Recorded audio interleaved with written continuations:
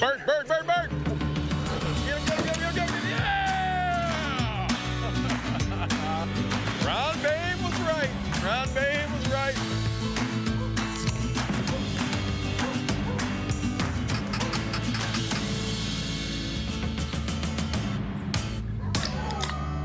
I'm feeling spry.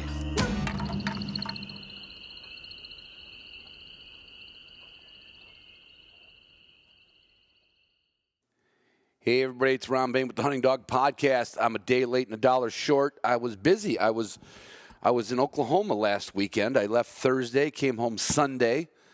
I flew on a single-engine prop plane out of Muskegon. When I asked him to fly me out of Muskegon, I just assumed it would be a little puddle jumper jet.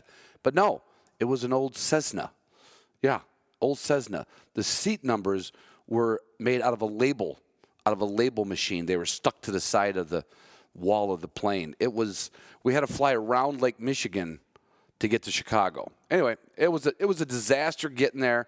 They lost my luggage. It was a disaster getting back. I had a 7-hour layover, which my friend Roof, of course, everybody knows who Roof is, my best buddy in the world. He came up, picked me up from the airport, knowing I had all these hours to kill. We went to the old neighborhood. We went to Vito and Nick's Pizza. We went to all of our old grade schools and churches and girlfriends' houses and friends' houses, and literally did a whole tour of the south side, the Lawndale, Ashburn, St. Bede area.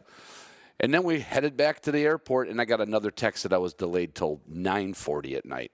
Anyway, so here's my tip to you.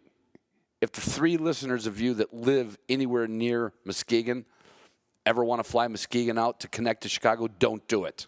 Okay, you know they could have put that like notice in the reservation. By the way, we don't fly over the lake, and also don't skip, or if you skip, only skip to the end of this because I have a Patreon announcement, and but I always have to start out with OnX Hunt, our title sponsor. They do the biggest bang for sponsorship that anybody could ever ask for, and they help us out with the Upland Institute, with the Onyx Elite program.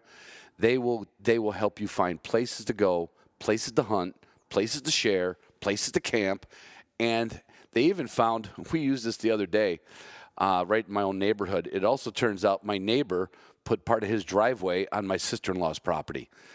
And I don't know how to break it to him. He's out in his yard right now. He was playing with his golf clubs, just doing some chip shots. And I want to say, hey, Chuck, good news and bad news.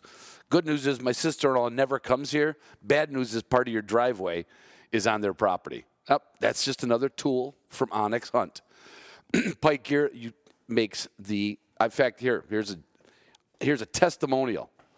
I went down to Oklahoma. One young guy by the name of Watson. It's actually William Watson, but he goes by Watson, which is kind of cool because I like the old Sir Arthur Conan Doyle, Sherlock Holmes stuff.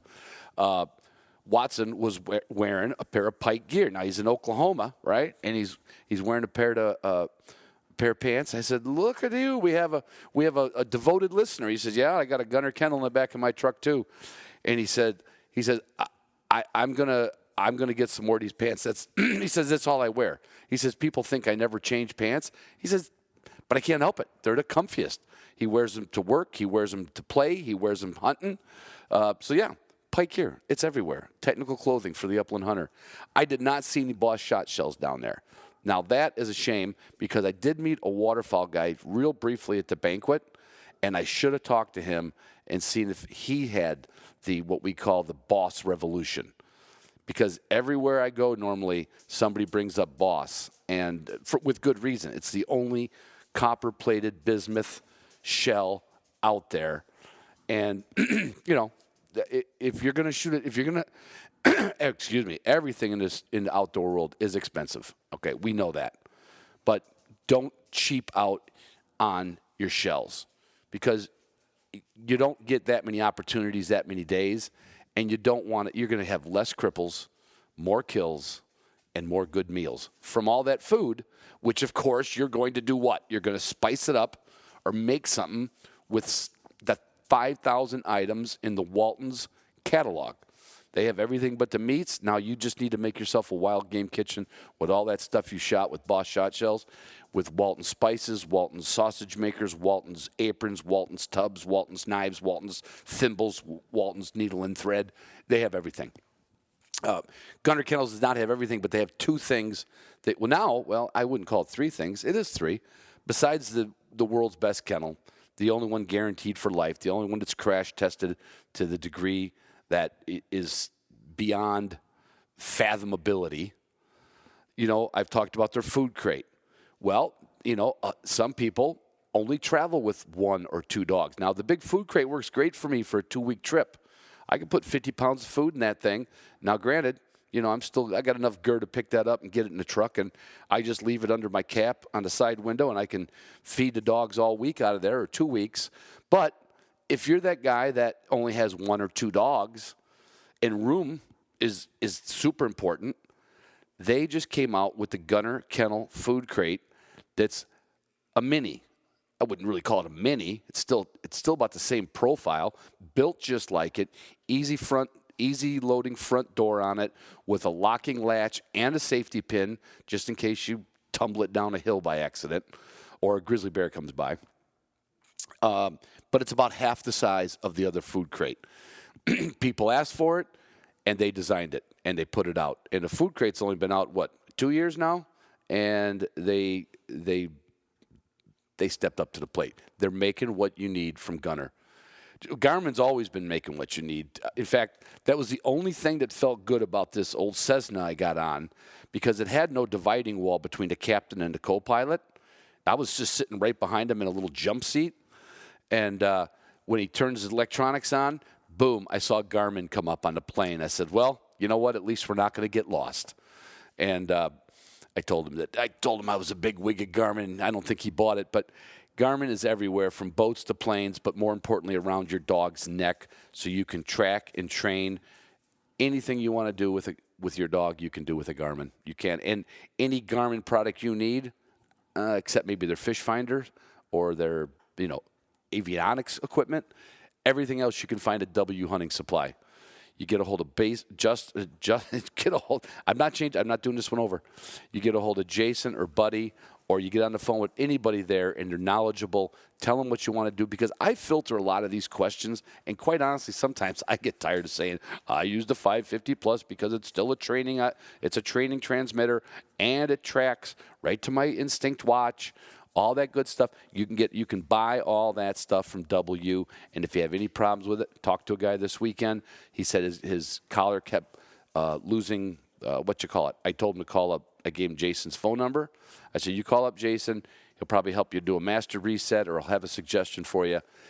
They stand behind what they sell, and they sell more Garmin than anybody. So there, Purina Pro Plan, there's just nothing else to say about Purina Pro Plan. It's like, when some of the musicians just go with one name, like Bono or Cher or Madonna. It's just Purina. That's all you got to say. If you're not feeding your dog Purina, I don't know why. You probably have your reasons, but you're probably spending more and getting less. I know you're getting less technology, you're getting less research, less years of just you know what I'm saying. Just there. And to top everything off, okay, it is now spring training season. I'm going to get out this week with my dogs. I'm going to mix up some Canine Athlete, hydrate and recover for my dogs, because they don't just get hot when it's summertime. Dogs get hot. Dogs deplete their electrolytes. I hope that's the right word. Whatever they deplete. But Canine Athlete makes a line of products to supplement your dog's well-being. Right. That's it. Now, see, that's pretty quick. Where am I at? I'm at like 8 minutes, 47 seconds. That's bearable. So, patrons, we have been getting not a slew, but a puddle of people writing me that they're not getting the Zuka videos that we send out.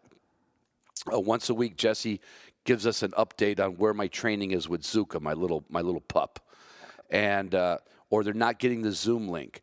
And we haven't solved this, but we have realized that most people, either if they if you're a long time, believe me, we just sent out a survey, and about 25% of you replied, which makes me think, did the other 75% say, that's fine, I'm not writing back, I don't have the time? Or is there 75% of you that aren't getting something?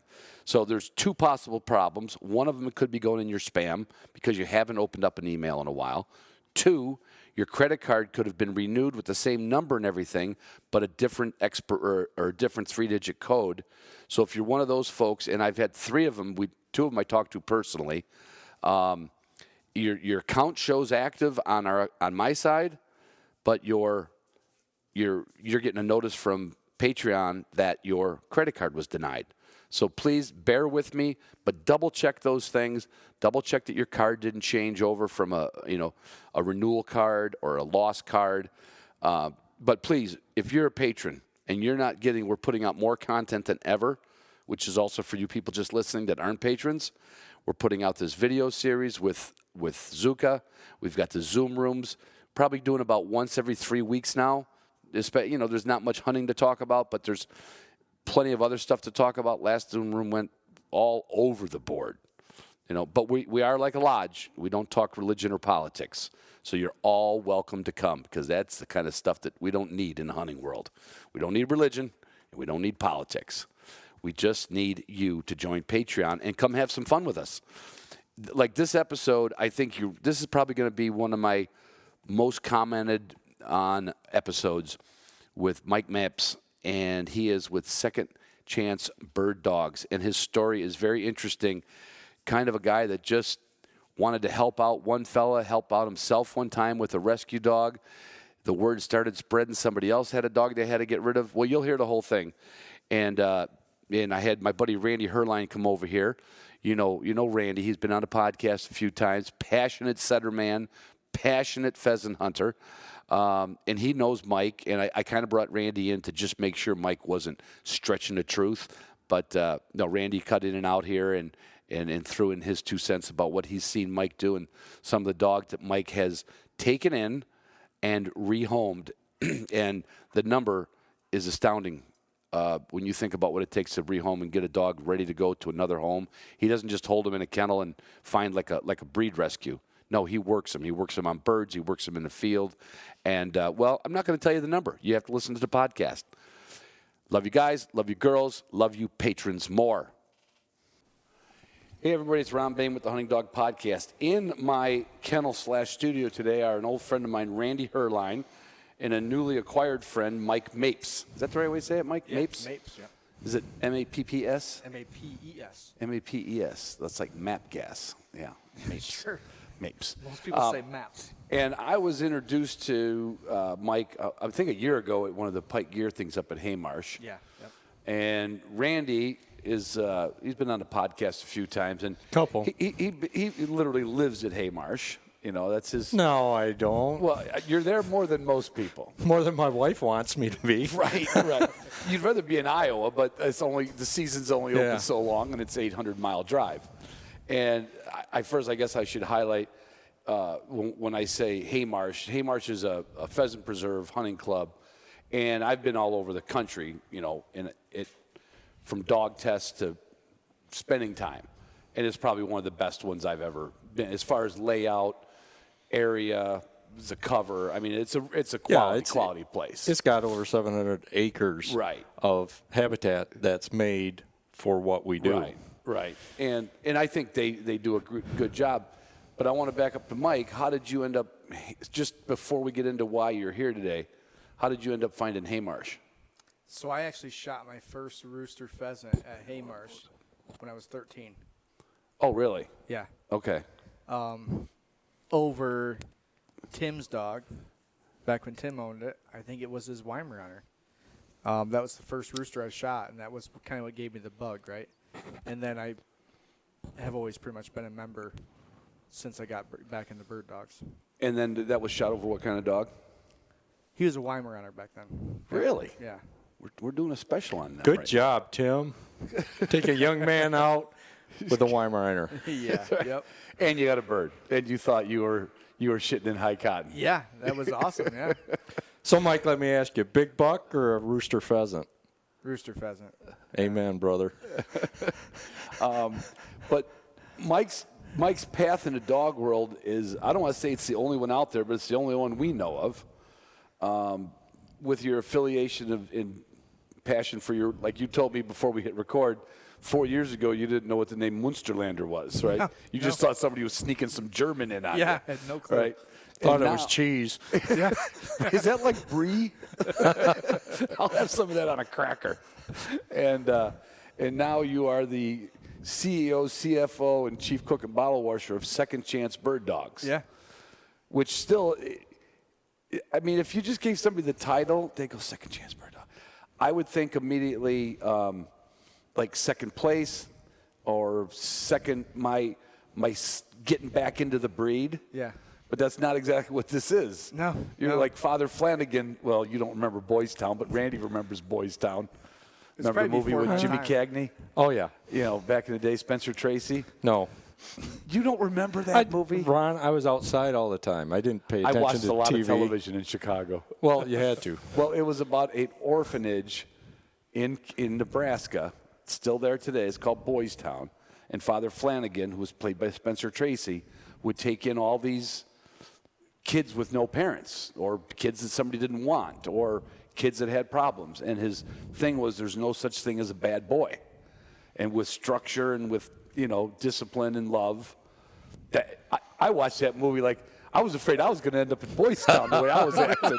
Or they threatened you, right? Like when Mom said something, I said, well, at least Spencer Tracy will take me into Nebraska. But tell us what Second Chance Bird Dogs is, Mike. So we take in. A lot of people use the term rescue. Mm-hmm. I like to use that loosely, right? Because I take in rescue dogs. I've gotten a lot of dogs from shelters. The bread and butter, 8 out of 10 dogs I get are families that bought this cute little short hair puppy for their kids for Christmas, and 6 months later go, crap, we're not going to bird hunt. We had this great idea, but we're not going to do that now. Right. And they call me usually at a year old to 2 years old, and they're like, hey, we got this dog. He eats the turkey on Thanksgiving Day off the table, and he's knocking my kids over. We don't hunt. We have, maybe an acre of property. We don't have room for this dog. Can you take this dog and do what you do and find him a home? So that's the bread and butter, is helping families get out of that situation with that dog, put that dog into a good home. Now I can understand why it's as big as it is now. Yeah. That explanation makes sense, because the other thing I was thinking was, like, it's a guy who has a dog and just he gave up on it because it didn't have talent. You know? Right. Like, it's never going to point, or it's never going to retrieve, or it's never going to swim, and I don't want it. But it's really more typical. It's that same old mistake that they didn't pick a dog that matched their personality and their lifestyle, right, and all that stuff. Yeah, a bird dog's going to have too much energy for a family like Mike described. Yeah, and usually when I get those calls, I'll tell the guy, no, let's not rehome it, let's train it. Okay. And I've taken in several dogs like that I've trained for people. Just to get a handle on them and get some basics down. Yeah, there was a short hair for a guy that he told me this dog won't point. She goes through the woods grouse hunting, and I hear birds go up, and she runs the other way. And I kind of had some ideas in my head, and he said, you think you can take her and find her home? I said, I don't think we need to do that. So I think we can make her hunt. So came over, dropped the dog off, and I put the dog on birds, and I took a video. Mm-hmm. And she runs up to the bird, and she does about 3 circles, and then runs 20 feet away and sits down. And I flushed the bird. As soon as I launched the bird, she's all about it. I mean, it's the best day of her life. She's chasing that bird. Yeah. And I called Justin. Like 10 minutes later, I said, I have an idea. This is what's going on. He goes, yeah. Somebody ruined that dog for when she flushed the bird. Somebody shocked the piss out of her, right? Shocked it, or even if it was a beehive accidental. Yeah. Something happened. Hit it with a launcher. Something made this dog think, like, I want to find it, but boy, I don't want to get exactly. I don't want to get nailed. I don't want to get nailed for it. Yep. So 2 weeks later, I had that dog pointing the bird laying down. It's kind of awkward. She's laying down. That's okay. But at least she's pointing the bird. Yeah. 2 weeks after that, she's pointing the bird. 2 weeks ago, she was at Haymarsh, and they got 10 birds over in the field they were in. She pointed every single one of them. I mean, I don't want to say that's incredible, but I think that story, as you're finding out from Second Chance Bird Dogs, is probably repeated way too many times in this country, right? Yeah. We have, and I just talked to a guy from Meindl Boots, and he got to hunt in Germany. And we're talking about the traditions there. Like, they don't make decisions like we do in Germany. When you get a dog, you're going to do everything you have to do with that dog. When you're going to hunt, you do everything you have to do to hunt. Here we're like, hey, you want to get a dog? We should get a dog. You want to get? Yeah. What do you want? Let's get one of them. I mean, sometimes there's like zero thought. It's impulse buying. That's it. You're at the checkout line at Walmart, and there's a candy bar you want. You put it on the thing, you buy it. So not only can they not take these young dogs and curb their impulse control, they couldn't curb their own impulse control to buy the dog. Yeah. Well, every puppy's cute. Well, yeah, and you can handle rambunctious till 5 months. Well, you're 6 expecting months. it to get better.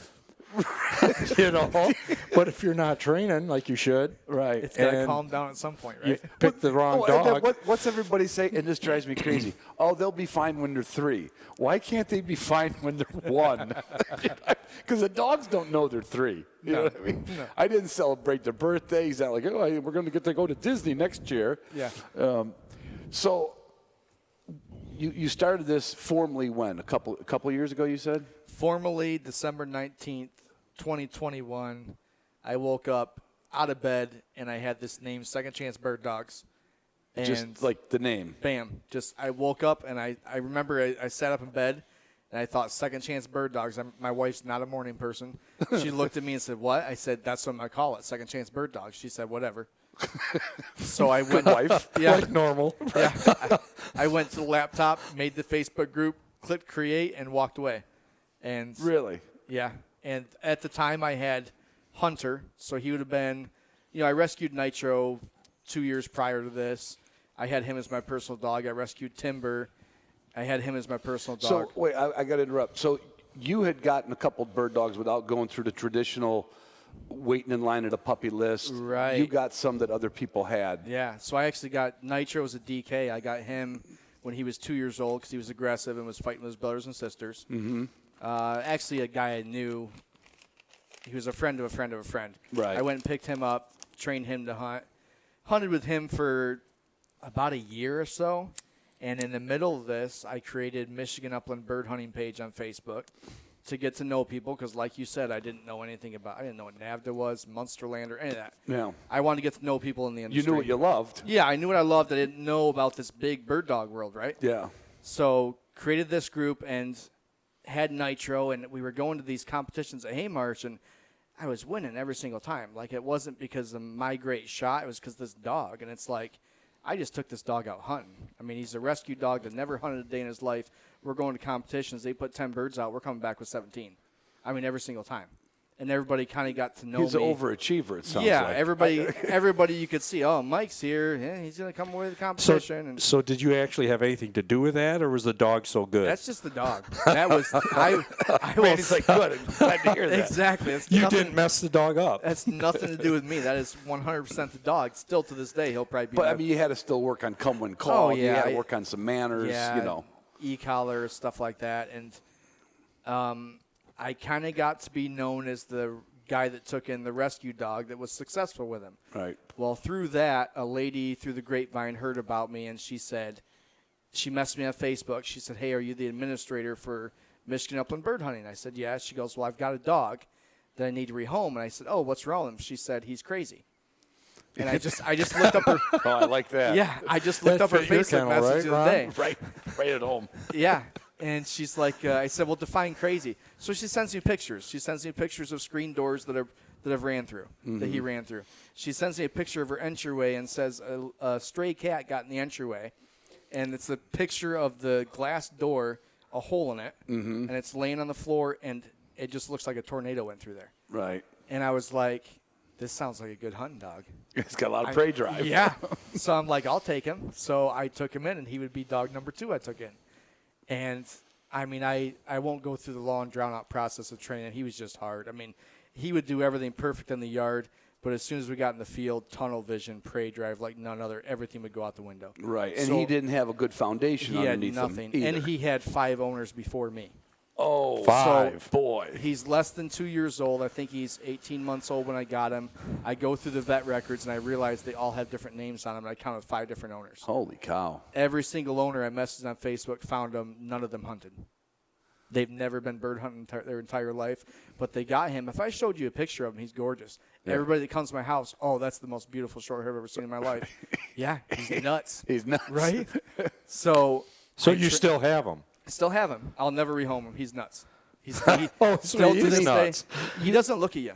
You can grab his face and you look into his eyes and he's looking around you. Yeah. He's always looking for the bird, you know? Right. So I went through this long, drawn-out process of trying to get him steady, trying to get him to point, and I won't make too long. Hold point or just point? I just want to see him slow down, Randy. I don't care. Did you Slow ever down. have a dog like that, Randy? I had a pup like that one time. Yeah, well, that's normal. There was too much gunpowder in his veins. Yeah. I mean, I want to see him get downwind of a bird and just acknowledge. Knowledge, yeah. Without running in there like a bull in a china closet. Yeah. And it was a cold, rainy day on a Sunday morning, and I brought him out again. The whole time I'm driving there, I'm just dreading it because I'm like, this is going to be another unsuccessful day, but I need to do it. I need to get him on birds. It's going to happen, right? Pop the tailgate, put the collar on him, slap him on the butt, go. I get ready to load my shotgun, and I realize I can't hear his bell. I'm like, he's already 300 yards away. He's already far enough away. I'm in field 9. He's on the other side of the county flushing birds, and I turn around, and he's standing there 50 yards away, tail straight up, head straight down the ground with his front paw up, and I just laughed. And I'm like, no. Yeah, what's he pointing? Somebody's food bowl? He ain't pointing. This dog doesn't point, right? Right. So I grab my shotgun, I load it up, I walk up beside him, and I'm still just kind of laughing. And I reach down and I push him, and he pushes to the side and stays there and doesn't move. I'm like, you don't point. What are you doing? So you kind of almost gave him that, like, release, go ahead. I gave him that nudge, like, what are you doing? He still didn't move. So I took a step forward, and this rooster flies up, pick my gun up, shoot. He runs over there, picks the bird up, runs it back to me, wagging his butt the whole time, and just sits there and looking at me like, ready to go? And I was crying. I mean, I felt like an idiot. I'm screaming, jumping up and down. I grabbed him, jumping up and down. He's probably going. Very good training moment. Yeah. He's probably getting up and down. Goes, why is he hugging me? Right. Why is he hugging me? Right. He didn't want nothing to do with it. He wanted to go hunting. He didn't want you hugging him. Yeah. So we go on, and he pointed 3 more birds in like 20 minutes. They shot, and he retrieved them all. And then here comes Ben in the side-by-side. He goes, hey, Mike, I didn't put your birds out yet. Where do you want them? That's a good day. I looked at my bird bag, and I was like, I already got 4, Ben. He's like, oh, yeah, I didn't put those ones out. And I just looked back at Timber, and I'm like, okay, that light switched, like that. Yeah. And ever since that, he's still crazy. If you miss a bird, I can't guide to them, because if they miss a bird, he'll follow that bird. And it's not worth the return on investment's not worth trying to break him. No. But that kind of goes to, like, and Randy, interject, because you've had, I don't know, 6, 8 dogs since I've known you. 6. Yep. There's sometimes where you kind of also know what not to go any further with a dog. Yeah. Right? I mean, there's the dogs that can take pressure and take training, and there's the dogs that, like, you're just going to have to deal with what they're like. Well, there's a big difference between a definition of a good bird dog, and it's dependent on the person, really. Right. There's a lot of people that want steady to flush, steady to shot, and all those things, and others don't. Others just, that's not what they want in a dog. And I can tell you, every bird dog on the planet would just as soon just be good for you to walk up, and that's about all the training. They don't want to be steady. Wing shot and fall is impulse control. You got to work on that. But the dog finding some birds and pointing and probably not having anybody yell at him and just hugging him with tears in his eye, he's like, see, I told you I could do it. Yeah. Well, his other problem, too, is the e-collar doesn't work. I mean, I can take my Garmin 550, put it on number 6, hit both buttons. His neck doesn't move. He doesn't care. I mean, he can be on a dead run. Is he a German import by any chance? It doesn't matter. He's that prey driven. Yeah. But, I took him up grouse hunting this last year for the first time. We went up Sharpie hunting. It was 40 degrees and rainy, so we gave up on the Sharpies, went in to hunt woodcock. And I've got friends there with their dogs. And my Garmin vibrates. I look down. I walk through these pines, and here he is. On point, nose straight up in the air, not moving. And he has about 5 other dogs run right past him, and he doesn't move. And all my buddies are like, oh, there's not a bird there. My dogs didn't point. I said, no, there's a bird there. I walk up about 20 yards ahead. Woodcock flushes flies up. I didn't even shoot at it because I'm just looking at my dog like, yeah, you finally made it. You know what I mean? So that was not going to get rehomed. No. No. But that's also because he's a handful. He's a hand. I mean, we had to stay that night in a hotel room. I had to basically tie his legs and like hold him like, you got to calm down. That's man. why Randy's got setters and I got other weird dogs. Yeah, I go up here. They hit the bed and they curl up, and that's it. I picture it more like this. You check into the hotel, that one of the dogs grabs your key and gets on the bed before you do. Right? What's wrong with that? Nothing. Yeah. So what do you attribute that moment to when he pointed that bird? Was it just he finally put it together, or what? It's just patience and time and patience. That's all. I mean, I had probably 100 birds over him, and I knew nothing was. Well, at this time I didn't have launchers, I didn't have pigeons.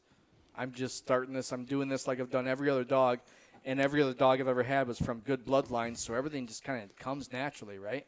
And you get these rescues, and now I know after doing this so long, a lot of these dogs that aren't very well-bred dogs, it doesn't come natural. You have to bring it out. So you're constantly coming up with new methods. Depending on what dog just arrived at the kennel. Right. And how to get that dog to where you want it to be. Yeah. I mean, we know it's in their DNA, right? But some dogs, it should be, right. Some dogs you just got to dig a little deeper. Right. With, especially when they have previous owners that have been hunting with them for 4 years, like a wire hair I got right now, and he shot several grouse over him without the dog ever pointing. Right. So how you get him to get him? The dog doesn't need to point. He doesn't think right. he needs to. You shot it. I get it. You know. Yeah. I think of a story I had with a dog named Hope that I had. She was an escape artist. She would be, and she could clear any fence. In fact, the reason there's what's left of a dilapidated snow fence around the back of that was to curtail her from jumping over, and then she'd just jump over the gate, and that's a 4.5 foot cattle gate. She just cleared it. So she was part bird. Something. And she would always be on the outside of the kennel. I'd bring her back in, and she just drove me crazy. And she dragged out 2 of my different dogs out. If she could get another dog to go with, she was gone. And they were gone because the other dog would just go, I don't know where she's going, but I want to go with, And I rehomed that dog to a girl in the Bronco Club in North Carolina. And she said, why are you giving me this dog? I said, she runs away. She won't listen. That dog just being in a different person. And I'm not saying I didn't do anything wrong. I probably wasn't either paying attention to her or reading signs of her development. Yeah. And she was her favorite dog. Well, Mike and I talked about this the other day where sometimes it just takes a reset. Yeah. And how many times, Mike, do you see a dog come in, you say, what's going on? Tell me about this dog. And then you don't see that.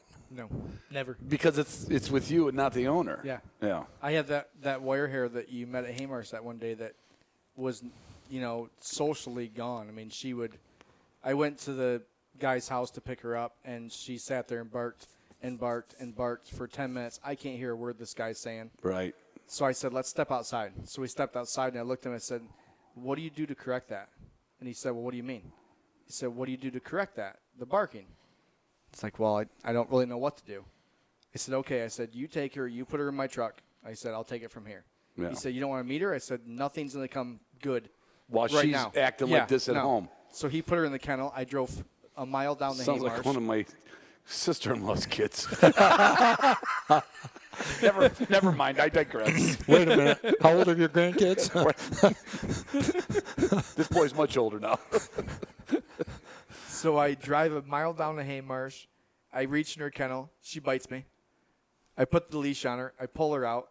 I walk into Haymarsh Hunt Club in the barn there, and there's about 60 people in there. And she barks one time, and I yank on the lead like that.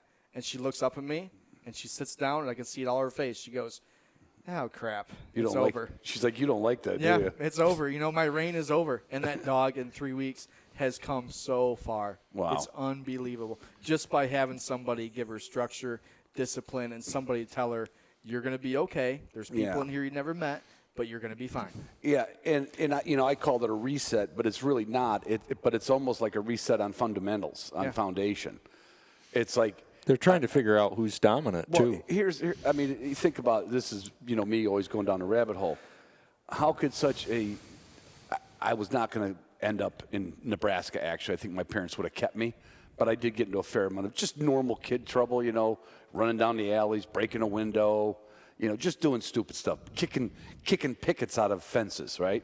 But for some reason, if I went to church, I was quiet. So apparently somewhere when I was like 2 or 3, my mom and dad curtailed the barking in church, but they didn't follow up on it when it came to home. They're gone, right, Ron? Because I can't talk to them. Your They're parents? gone. Yeah, they're gone. Oh. There's no way to get the evidence. It could have been just me. But My kids are the same way. They're Aiden is a handful at home. Yeah. And my mom thinks he's an angel. He is the best kid in the world. Oh, we go to pick him up, and he's got her so fooled. He's just, Nana, will you make me mac and cheese and this and that? Oh, it's just the sweetest thing in the world. As soon as he gets in the car, it's all over. It's just a hellion then. it's easier to deal with dogs. Yeah, it is. Yeah. 100 times easier. You can put a shot collar on dogs. Yeah. Do you? All right. So this about 2 years ago, this kind of got formulated with the Facebook page, and you're not associated. You're a member of Haymar, so you've got this great plot. You have a place at home to work with the dogs too. Yeah. So Randy's been to my house. I have a mile-long driveway. Oh, that's really handy. I got 2 100-acre cornfields on each side of the driveway. I have no neighbors. Nice. He has the best wife, probably, of anybody, because I know of no other wives that would let their husbands move them there. That's the first thing you said to me when you pulled down the Move driveway. them to a cornfield driveway. First time I pulled in, I go, where is Mike's house at? I'm looking. Here's this gravel, road, driveway, kind of. But I could see the power line, right? Mm-hmm. I could see the power line going back there. I go, well, there's something back there with power. Maybe that's Mike's house. So I drive. And there's a house back in the middle of this woods. I pull in his driveway and I go, you better treat your wife well, son. Well, that's ideal too, though, for those dogs, right? Oh, yeah. Nobody has a complaint about him barking or anything like that. Right. So I have 2 fields at the house. I have actually 3 fields. So I have about a 3-acre field in the front. There's a couple acres in the back, and then I've got another 5-acre food plot in the way back. We put sorghum in. So you can do some stuff at home. I do the pigeon work at home. I get quail in the fall. Do quail work. I try to keep quail alive on the property, and then when it gets time to shoot birds over the dogs, I usually go to Haymarsh. Yeah. Have a friend come with me, and I'll run the dog. And it probably shows you it's a way of proofing what you've done. Yeah, different location To see if before that dog is home somewhere. Yeah. In my fields at home too, I find a lot of times if I hunt too much there, the dogs don't range. Right. I learned that quick on. It's like, okay, I go to Haymarsh, the dog's 20 yards away from me. Well, my field at home is 20 yards either way, so that's why he's doing this. So, no, we need to go to Haymarsh and stretch our legs. Now, and you also might find out that dog needs a little bit more come when called. Or Exactly, yeah. Have you had dogs that wouldn't range out? Yeah, I've had a couple that wouldn't range out. And usually a lot of my clientele is older gentlemen, and they're like, I don't want a dog that ranges. So it's perfect, Yeah. But So where are you at now in 2 years from, this thing was kind of you said before we hit the record button, you were trying to find someone to take a dog that you had. yeah. Right? You were thinking, boy, this dog's not fitting my lifestyle. And then it turned into the Father Flanagan of bird dogs. Yeah, so the first dog I ever, I got Nitro, then I got Timber. Yep. And dog number 3 would be Gunner. Mm-hmm. And my sister actually called me and said, hey, there's an ad on Facebook of a short hair that needs a home. I think you should take him. So I called the lady, and we started talking, and she starts crying right away. Oh, boy. And I'm like, what's going on? She goes, well, she went through the story of her husband was in Afghanistan, and he got in a helicopter crash and got short-term memory loss. Yeah. So he can't remember when he fed the dog. He can't remember when he let the dog out to go potty. So he's really handicapped up from that. Yeah. And she's working 12-hour shifts trying to pay the bills. She said, I need help. I don't know what to do. Yeah. And she doesn't want to ask me to take the dog. I can tell. Yeah. I told her, I said, well, and I remember I was in the car with my wife. Again, another one of those looks my wife gave me. What's her first name? Cassie. St. Cassie? St. Cassie. Okay, we'll call her St. Cassie. I'm driving, and I told the lady on the phone, I said, well, I take in dogs, and I train them and rehome them. And I remember she hit me. I looked over, and I'm like, and she kind of looks at me like, what are you talking about, I told the lady, I said, I can take this dog in and train him and rehome him for you. Oh, boy. She's like, okay. And you said that in front of your wife. Yeah. So I said, hold on 1 minute, let me call you back. So I hung up the phone, and I looked at her, and I said, is it okay if I do this? You guys like that? Huh? After 40 years, you start to slow down and you ask first. Yeah. So she went with it, though. She's like, okay, as long as, it's something you like to do, just do it, So I got Gunner. I trained him, had him for about 4 months, did some hunts with him, guiding with him. And then I met a guy randomly at Haymarsh one day who was looking for a bird dog. And I said, hey, I got one right here. We went hunting. He loved him. A week later, took him home. Do you ever get that thing from people like, you mean you have a bird dog for sale? Because if people aren't from a lot of experience, they almost wonder, like, well, why would you get rid of this dog? Yet right.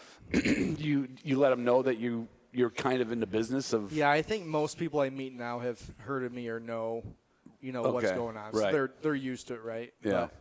But you found a home for. I found a home for him, and then it was not even a week later I got another phone call, and it was the people that ran Haymarsh gave this lady my number. So friends, yeah, your friends. So they had actually my cousins.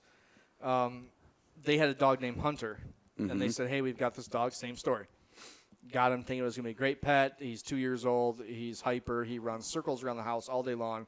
He deserves more. Can you help us out? We don't think that we're the right fit for him." Yeah. So I took him in, and then I ran into the problem of I've had this dog for 2 months. I need to find him a home, and my resources have kind of dwindled. Where do I find this dog a home at? Right. That's when December 19th came in. Woke up, idea, name, Second Chance Bird Dogs. Create the Facebook group with the idea that I'm going to find this dog a home and possibly future dogs. Right. What I never saw coming was people messaging me saying, I've got a dog I want you to take. I've got a dog. Hands were raising up yes, all over the place. Yes, hands were going up. My phone ding, ding. And I think it was a couple weeks later I got Buck, who everybody in the group knows because they all loved him. I got him from he is a crappy guy down in Lansing. He mistreated the dog. Dog was in bad shape, covered in poop. And I actually paid for the dog. And just to help the dog out, to get him out of that situation. Just to help the dog out, yeah. Right? So I got the dog out of that situation, got home that night, and the video I put on Facebook, he's in the kennel in the back of the truck, and he's growling at me, and he wouldn't come out of the kennel. I posted the video, and that's the morning I woke up, and I had 1,923 people had joined the group overnight. Wow. And that's when it really just took off and exploded. So do some people just follow it, too, just to see what you're doing with the dogs? People just follow it to see what I'm doing with the dogs. Over the past year, I've had people, there's almost 10,000 people in the group now. And I have people that donate money. I have people that donate time. I have people that drive here to pick up dogs. I've had people drive from Georgia to bring dogs to me. So it's becoming a network. It's become a huge network of people. I call them my army, people that just want to help out. I've got one guy. I just had a guy a couple days ago. Randy knows him. He just paid for a pallet of dog food for me to be delivered to the house. Wow. And, it's. But see, Mike, I want to bring this up. There's a difference because I go out and I look at, I'm an English setter guy. So I'm a member of a few English setter rescues, right? Because I'm fond of them. You even got a dog on a rehoming or something, didn't you, at one point? Or no, that was from a breeder that made a different deal. Yeah. But so if a guy's a bird hunter and he loves bird dogs and he's got a certain breed that he likes, right? I'm a member of a couple of different English setter rescues because I look at it, I see every dog that goes through there, and I think to myself, is this a dog? Obviously, I want all of them. But the question is, when I see a dog on a rescue site, I go, is it a bird dog, right? Yep. Or is it just a dog, even though it's an English setter or whatever? The difference I see, Mike, in what you're doing is you qualify the dog, right? Yeah. Forget the label, German short hair, German wire hair, whatever. You've got an Irish setter now. Have you gotten other breeds as well? I've gotten pretty much every breed there is out there except the Braco. I've had. Well, that yellow one's going home with you. I didn't tell you that. Nah. It'd be nice. So, but I guess my point being is, as a bird hunter, as a bird dog lover, as an English setter lover, if you get a setter, I'm really interested because I know I can come to Mike and say, Mike, what's that What's that setter look like? What's it doing? How's it progressing? Yeah. What's your opinion of it?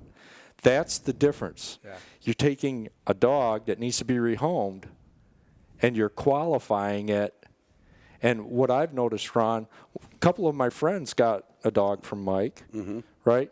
But it was like almost a perfect match because I knew my friends, Mike knew the dog, Right. And you said, and I go, oh man, these people need this dog, and so it's almost like try it before you buy it. Yeah, that's why a type of lot of thing. people come to me because, like you said, we check all the boxes. You come out hunting, you want a dog that does A, B, C, D. Well, I've got this dog that does A, B, C, D. So come check them out. I have some people that call me that are really picky. I mean, I had a guy who wanted a dog that retrieved a horseback one time. I don't know. Sorry, it's not going to happen. Let me look in my file. Yeah, no, exactly. we just got rid of our last one like that. Yeah. But Mike, how many dogs would you say you've had go through Second Chance Bird Dogs to this date? 77. 77. Yeah. So here's my question. Have you told people, no, this is not your dog? Probably 150 times. Or Great. More. Or more. Yeah. And that's the difference. Yeah. Right. Mike knows the dog. Mike can read what these people are not only saying, but their situation, where they live, how much they hunt. And he doesn't just put them It could together. also be called second opinion bird dogs. Right. That Yeah. If Mike's got an opinion on making that decision. Yeah, Yeah. They aren't just placed to get out of Mike's kennel. Right. And sadly, and this happens, anybody who's breeding bird dogs, you got a litter of 10 puppies. Your goal is to sell the 10 puppies. Yep. You don't, as long as you feel like it's going to be a good home, it's not going to be abused, okay. But you didn't pay attention to the fact that they had 2 little kids and they're going to have a bird dog in their house at 8 months that wants to, Yeah. I want to go just a little bit of a rabbit hole from that, but I've always told people I have a much easier time raising dogs in a kennel because I don't have to deal with the house stuff. And then by the time I go on the road with them, they're used to not basically getting in any trouble in here. Yep. And I can just imagine the trouble the dogs can get into in a house, which those people probably, if they'd have done the right thing, probably be hunting with that dog. But luckily you're there and it's hunting with somebody else because raising a dog in a house is a challenge. I mean, if you haven't done it before. It's a whole different animal. And is that, would you say, a majority of them are just because of house manners and hyperactivity, or, Yes, it's everything. Yeah. Everything. I had a dog come to me one time because he bit their kid, and I said, "What do you mean he bit the kid?" And he's like, "Well, he pinched him with a pair of pliers." I bite you too if you pinch him with a pair of pliers. Right. So it's stuff like that. The dog's too hyper, or I've had a lot of older guys with health concerns. That I had one guy who was a member of Haymars. Don't look at me, Mike. Not you. Randy's as fit as a fiddle. Right. I've had a lot of guys. One guy was a member of Haymars, and I knew the guy, and he called me up, and I knew his dog, and his dog is phenomenal. And he called me up and said, "Mike, I've been diagnosed with cancer. I don't know what's going to happen. You need to come get my dog." Wow, just like that. Just like that. So there's been a lot of those.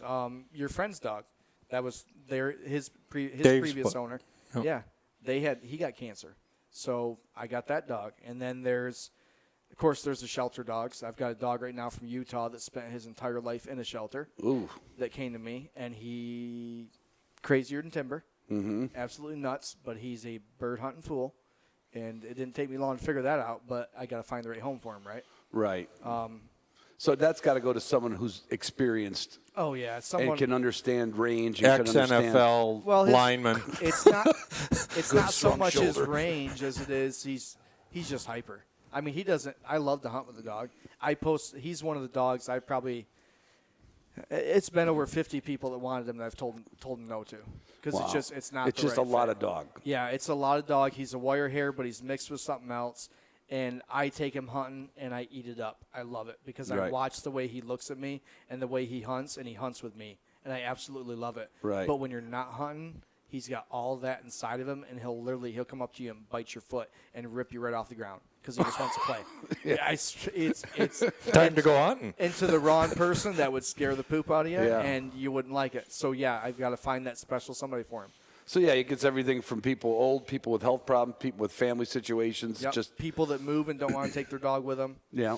To I've got dogs from a guy in Illinois right now that basically just dumped dogs on me. I've gotten a couple of those. And Yeah. the last time I got 5 dogs, they weren't in good shape. None of them, I don't think any of them went to even hunting homes because they just needed. I mean, the 2 males I got from the guy. They just needed homes. Yeah, the 2 males I got from the guy couldn't even run. They were so weak. My God. All they did was sit in a kennel for their entire life. And when they ran like Tennessee Walker horses. Everybody was, they run so pretty. And I'm like, no, they can't. They have no muscle. They can't move their front legs. That's why they're running like that. Oh. And then 2 of them were socially gone. So it's a variety of different Are you things. handling this still, like, basically on your own? Is St. Christy working for you? St. Cassie, no. St. Cassie? She sorry. watches Cassie. She watches the kids and keeps them busy and out of my hair. And you take care of this single-handedly? Single-handedly. I mean, I have friends that come over, and if I need an extra Well, gun, like you said, you have a network of friends that will help you with stuff. Oh, yeah. But the day-to-day, it's I work at a tool and die shop. I get out at 2 o'clock every day. I get home by 3, and I'm awake till 10:30, 11 o'clock. Working with dogs. Working with dogs. And Jeez, peas. Yeah. And dealing with all the responses. I mean, Yeah. is there a point where you have to say, I can't take one now? Yes, I've got 4 dogs on a waiting list to come to me right now. 5, actually, because somebody messaged me today. And He's working on a bigger kennel, Ron. Next weekend, we're remodeling the kennel. Yeah. I just ordered $2,800 worth of materials from Menards. And the phase 1 we're doing right now will add 2 more kennels to it. And then phase 2 is another building, whole kennel building we're adding to it. Well, you're gonna need more than that coming up. Let me tell you, the way. Yeah, I could fill 50 kennels if you wanted to. Just that big a response. Yeah. See, But part of that, too, is the situation the dogs are coming from. They can hold them sometimes for a month or 2, right? Yeah. if they know So that he's going to be able to. Yep. It's like, okay, this dog is only going to be at our house another month or 2. Yep.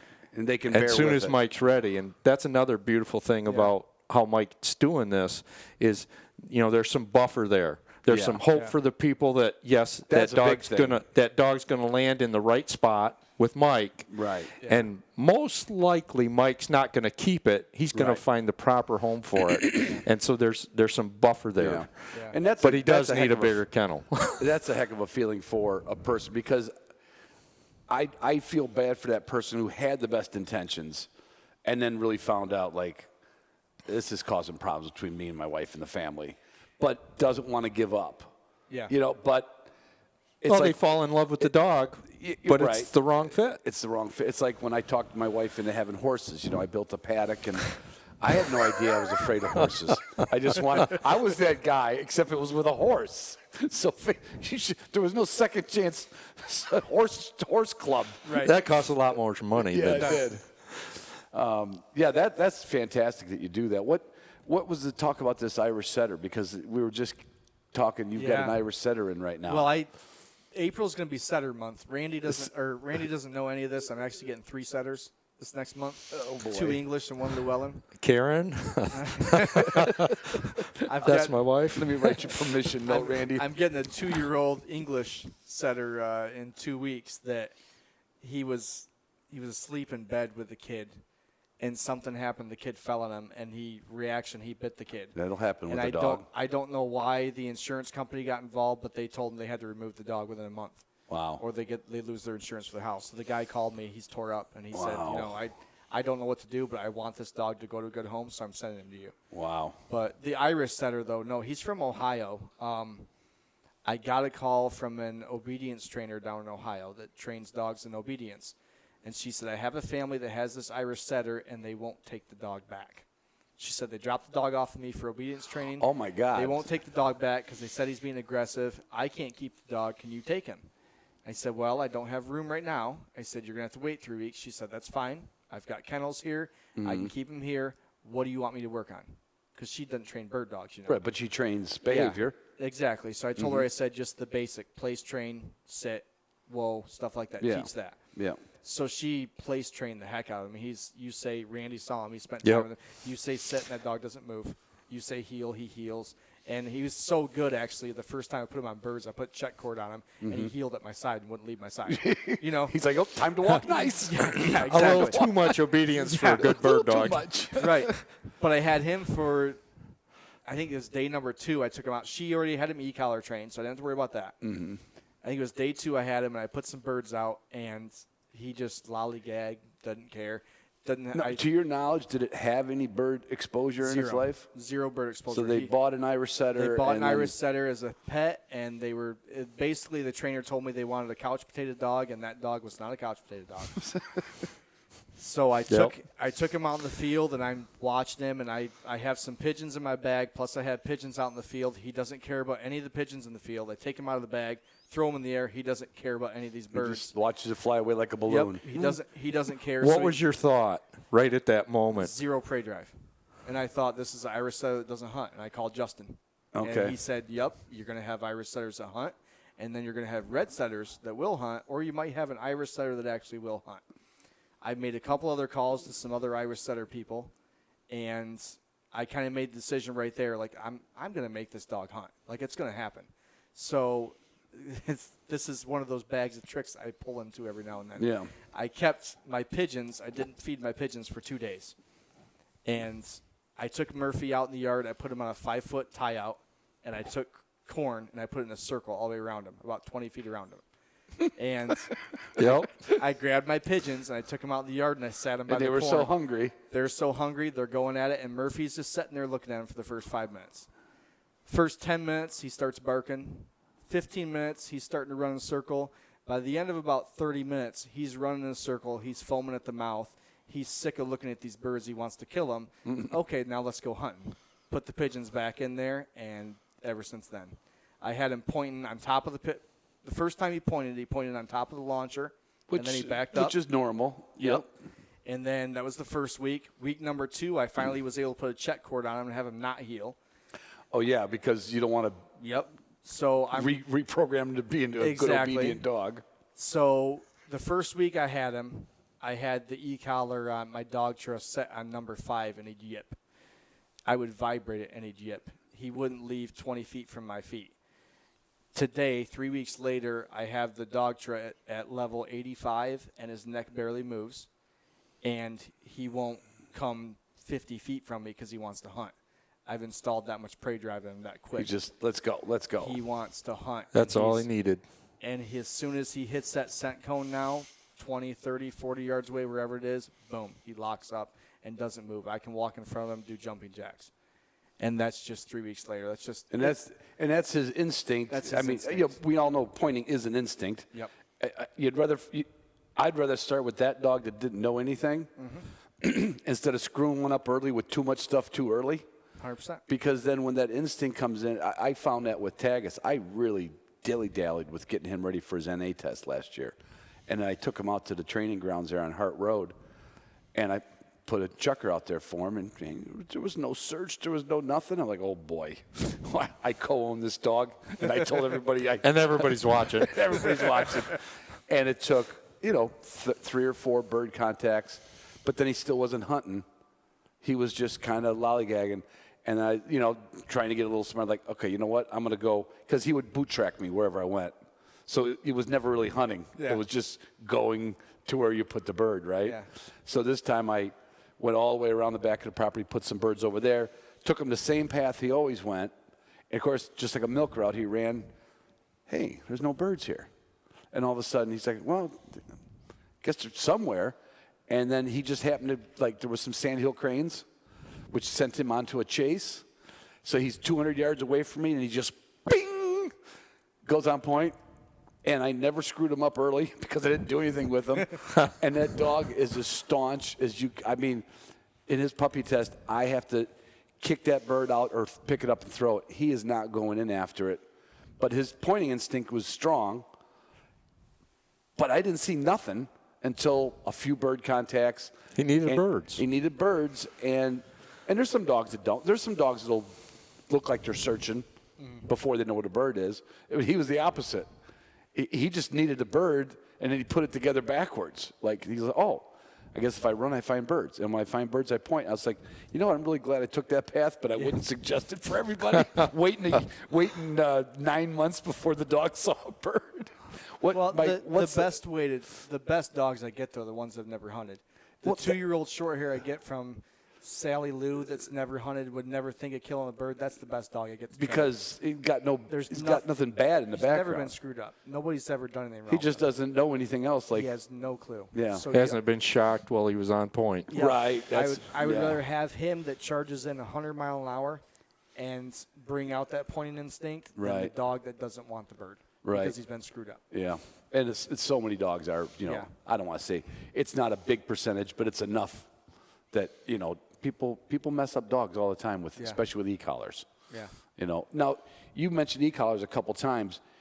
When you're getting a dog evaluated, I've heard you say, so I put a collar on it and I got it to this number and that number. Do you always do that with a dog, or have you had dogs that I'm not even going to put a collar on this dog yet? I put it on all of them because in the future they're going to be hunting.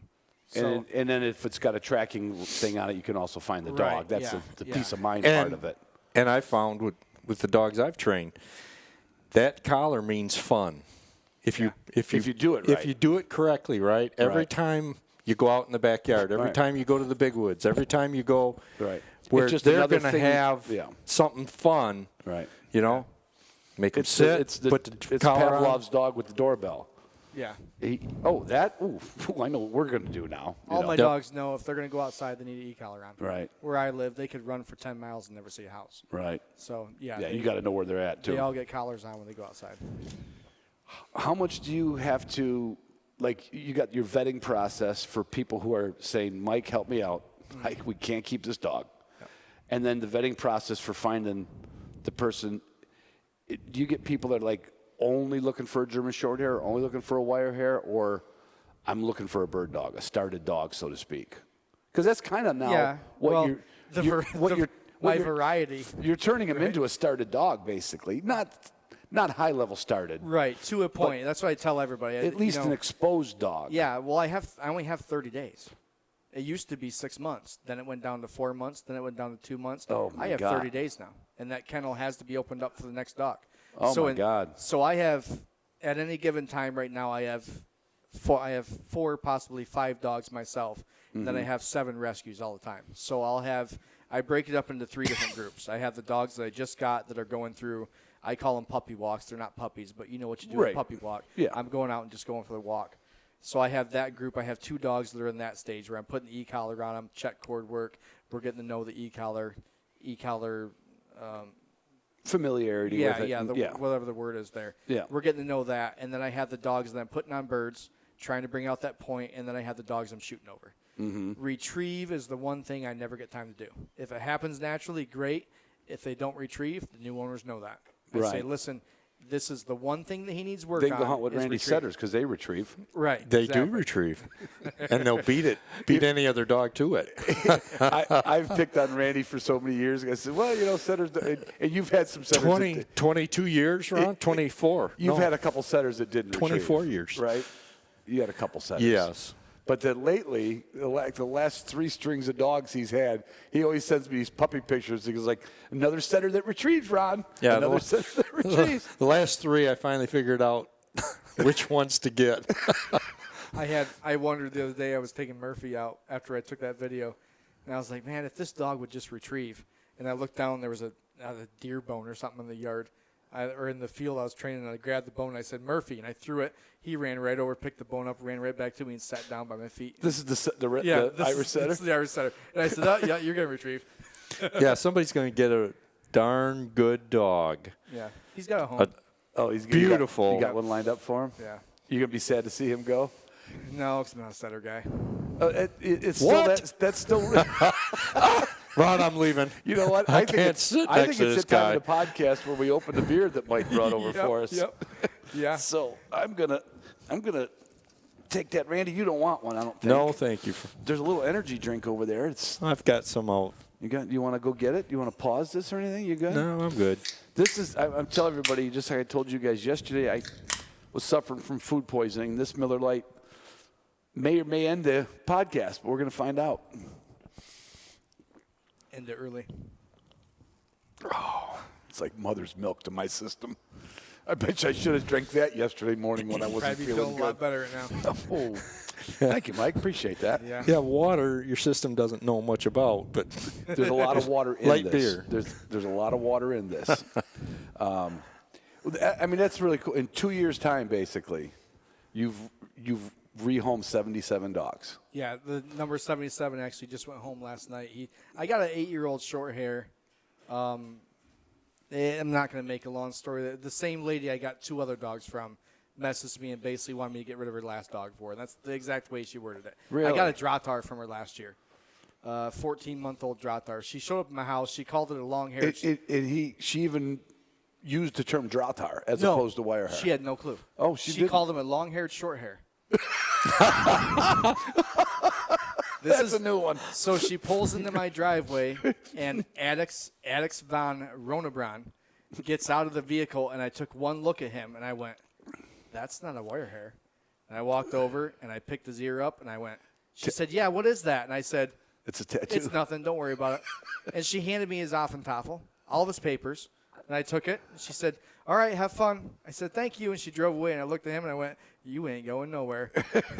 but then you rehomed him. And then 3 months later, he went to New York. But that was one of the dogs when we were over at Haymarsh in the parking lot. Yeah, he right? ran right over to you. And he it's ran up like on you. anytime I see a long-haired dog, I wonder, okay, what's this dog up to?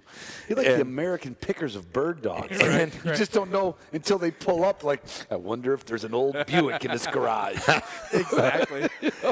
So I see this dog and Mike's just out just taking care of business, doing this, doing that, getting gear around. Mm-hmm. And that dog is just right around him, not causing any problems. And I knelt down, right? And he came over to me, and I looked up at Mike, and I said, oh, man, if I didn't have 2 dogs, this one would be coming home. Because you could tell right away that dog was a great dog. And this is which one?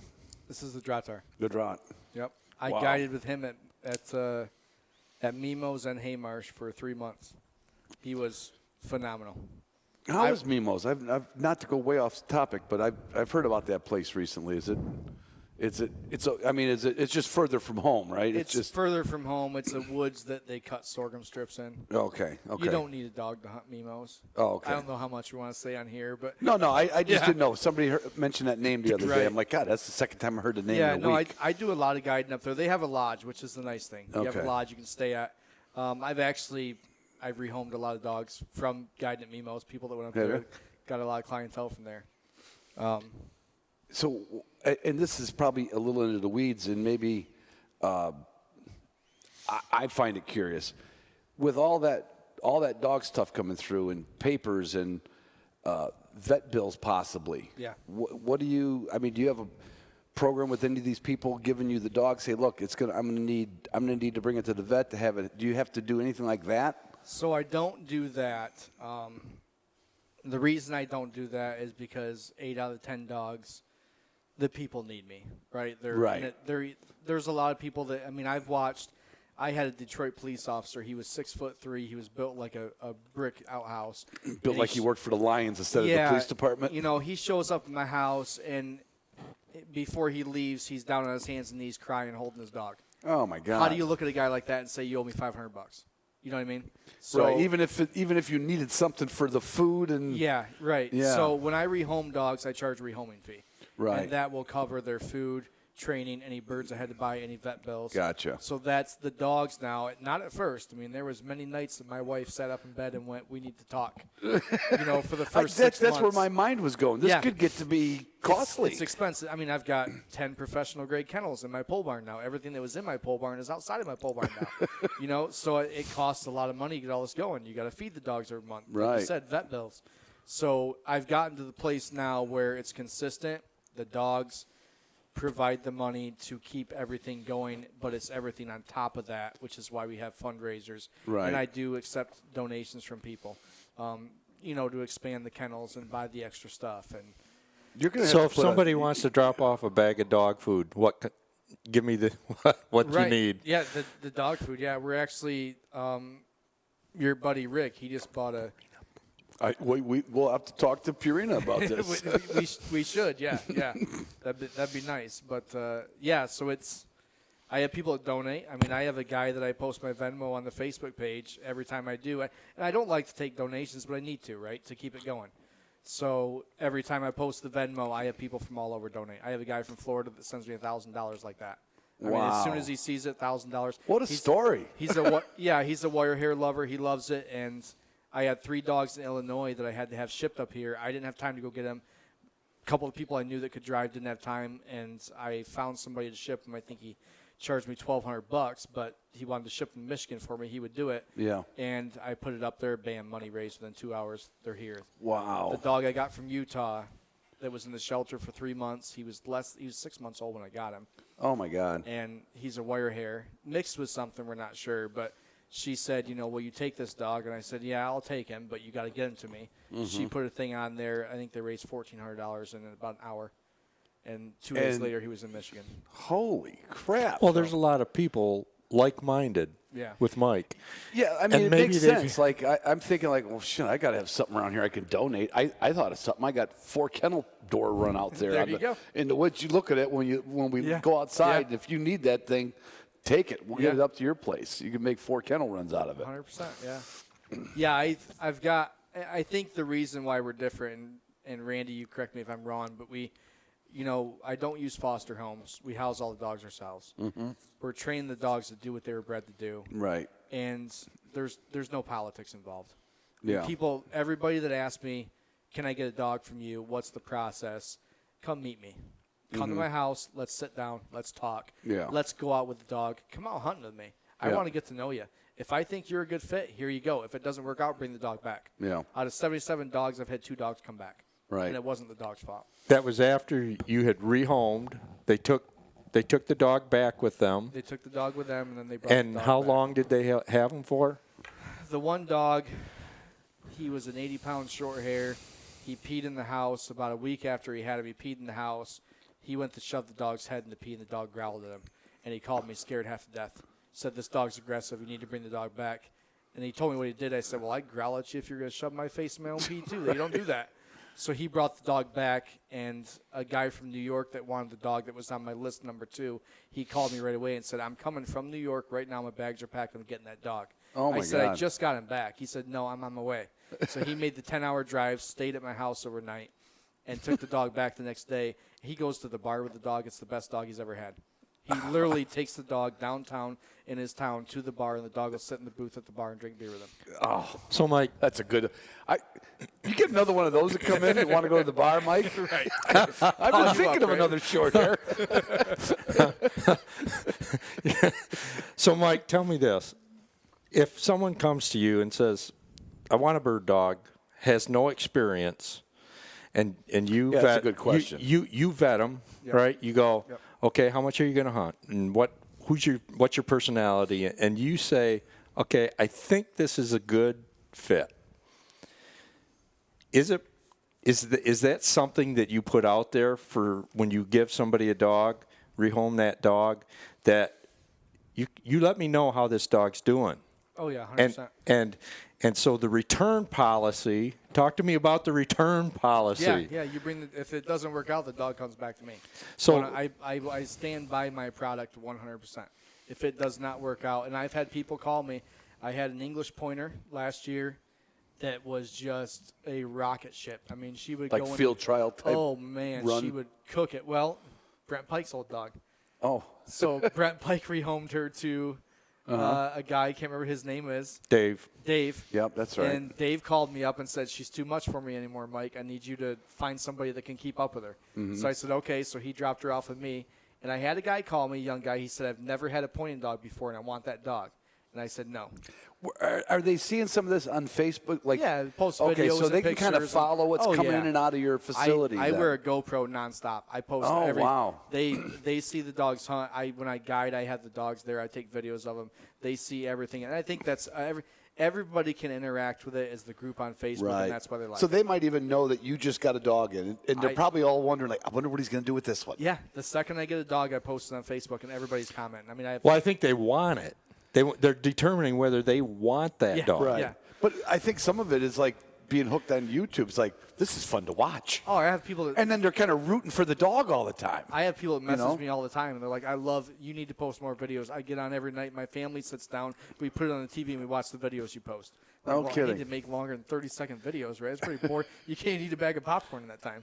Oh, man. But the great thing, one of the great things about second chance bird dogs is that if it doesn't work out, I told my friends that got a dog from Mike, I said, listen, you can't get a better guarantee. Mike's not going to let you have this dog unless he thinks it's a good fit for both the dog and you. Yeah. Right? And Mike doesn't want the dogs back. He wants them to go to their best home, best Right. fit. But if something changes, right? Like if they get sick Right. or they have to deal with something else, elderly parents or something, it's one phone call. Mike, blah, blah, blah. Yeah. Okay, bring them over. And now you got this network of people who will help you get that dog back Yeah. if they can't. Yeah. I rehomed is a big, fluffy white wire hair I got from Lansing County Animal Shelter. They called me. They had the dog for 30 days. Nobody claimed him. They said, we're full. Can you take the dog? I said, yeah. Oh, wow. So I drove down there, picked him up, brought him back. Natural hunter all the way. Loved his name was Panzer. I named him Panzer, whatever the German name is for tank. Panzer, Panzer, yeah. I named him that, and he just had hair all over. I had to trim him He's up. a beautiful dog. He was a mess. I had to trim him up when I got him. I got a picture of him right here.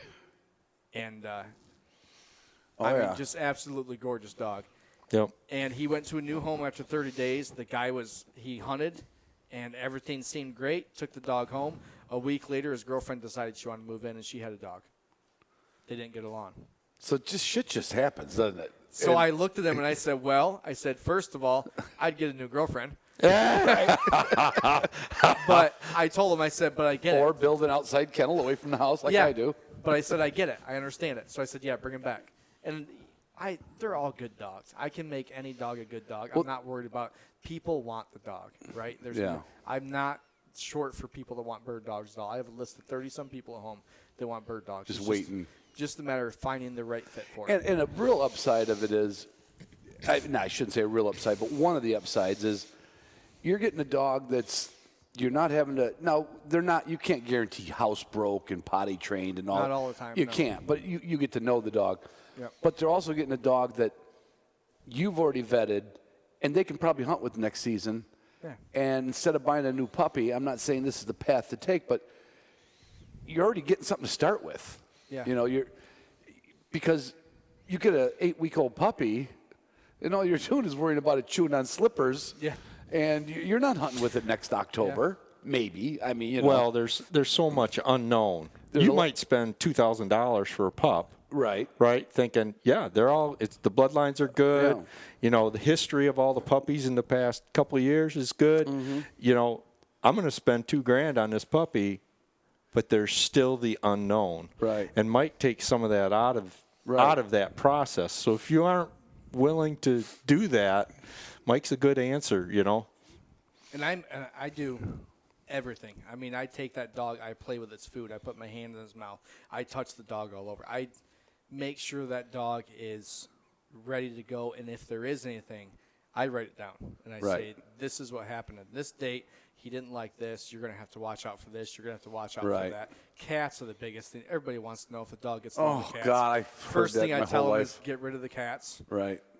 Or I don't care what dog it is. It could be a dachshund. My sister had a dachshund that killed a cat. Yeah. Really? Yeah. I tell everybody. Now, it was a fair fight. They both weighed about 12 pounds.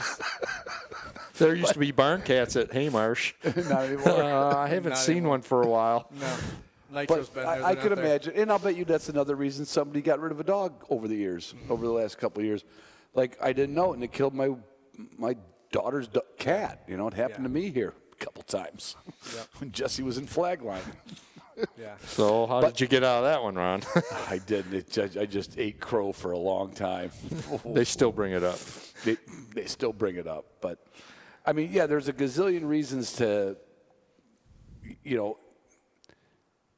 I don't want to say to get rid of a dog, but you've probably heard, you've went through you've rehomed 77 dogs, but you've probably talked to how many people? Hundreds. Yeah. And they're probably similar, but it's all.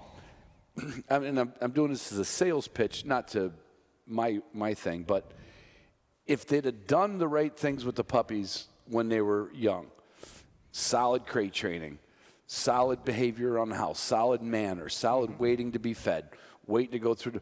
They probably wouldn't be calling you up to rehome their dog, but we're glad that you're there to do it because. I tell everybody there's most of the people. I remember a dog named Boomer I got who was spoiled rotten. He was a how much does Boomer weigh? He just went to the vet. His owner told me the other day 84 pounds, I think. Solid muscle, spoiled rotten dog. No boundaries. The second they dropped him off, she told me, she said, well, if you're in his spot on the couch, he'll growl at you. You just got to move, and then he'll get up there. And I laughed at her. I said, that's not going to happen here. And she's like, oh, okay. Well, is he going to live out there? And she pointed at the kennels. I said, yep. And I said, after 2 weeks of being here, he's not going to want to be anywhere else but there. So I said, being there is fun. And I said, he's going to have structure. And I told her, she gave me like a 6-page letter of everything I need to do with him and how I need to do it. Oh, boy. And if she listens to this, I still love you. You're a great lady. But I took those papers and I threw them away the second she pulled away. And I said, this is your fresh start. And I looked at him, and he almost looked at me like, oh, crap. And away in the kennel you go, you start barking, you get a bark collar. The next day I put you in a crate. You growl at me when you go in the crate. Guess what? You're going in the crate anyway. I don't care. Right. We crate train you, and it's amazing. People, they look at the kennel system. They think, oh, my dog's got to be out there. If they could, and then they see their dog. 3-4 weeks later, I post videos. And the other thing that people love about the rescue, because it kind of goes hand in hand with what we're talking about. I can see where you're going. Everybody's involved in it. They get to find out where their dog went. They see everything. Yeah. So the previous owners are in contact with the new owners. And half the time, the new owners, I won't make this story too long. I got a dog named Trooper. He's probably one of the biggest success stories I've got to date. He was a gun-shy wire hair that turned aggressive at 5 years old. Wow. And the family called me. It was middle of February, 30 degrees. They showed up at my house. They're all bawling their eyes out. This is their family dog. Yeah. I mean, they've invested their whole life in this dog. Yeah. And he started biting the mailman, started biting the UPS guy. It happens, yeah. Absolutely love this dog, but they can't have a lawsuit on their hands, so what do? So they tell me that they took him to Justin, and Justin evaluated him and had some concerns about the gunfire, and then they were still shooting guns around the house, I think, and Trooper was just scared of it. So I get Trooper, and my first thought is he's aggressive, and he's gun shy. And you gotta be cognizant of that. Yeah, this is the most unadoptable dog in the world, right? Yeah. So, he may not hunt, and he might bite you. Yeah, exactly. So I get this dog. I'm thinking, what do I do with this? So I called Justin, and I said, Justin, I'd never talked to Justin before, never heard his name before, didn't know what he was, didn't know how big he was, anything like that. So I call him up just like Joe Schmo, and I'm just talking to him like a regular person, not knowing who he is, And I said, where did you end with him so I know how far you took him? So he told me, so I took Trooper out hunting. And for about 5 weeks, all we did was chase birds. And there was one day I was training another dog. On my way back to the truck, I had Trooper in the truck, just having him listen to gunfire in the background. And I walk back to the truck, and I see the back of the topper opening and shutting. And I hear him barking. I'm like, he wants to go in, coach. Put me in, coach. He destroyed the kennel. I'm thinking. So I open the topper door, and sure enough, I put the one dog away first. I open the topper. He jumps out. The kennel's in pieces, and he tips over my bird box, which has a rooster in it, and that bird goes flying, and he takes off running. There's no e-collar on him, so I can't control him. I'm yelling his name. He's gone. Like the worst scenario possible. Yeah. Right. And I look over at my gun sitting right there. And I'm like, well, I know what he does when there's gunfire. He comes and runs between my legs. Okay. So I grabbed my gun, took the safety off, pointed in the safe direction. Boom. He's still running. Boom. Didn't flinch. Boom. I unloaded the gun. Didn't flinch. Yeah. About 3 minutes later, he comes running back to me. And he just had that look in his eye. And I was like, you're grown up? Are you ready now to do this at 5 years old? And he takes off running. So I put the e-collar on him. I grabbed my gun. I loaded up shell by shell, watching him watch me the whole time.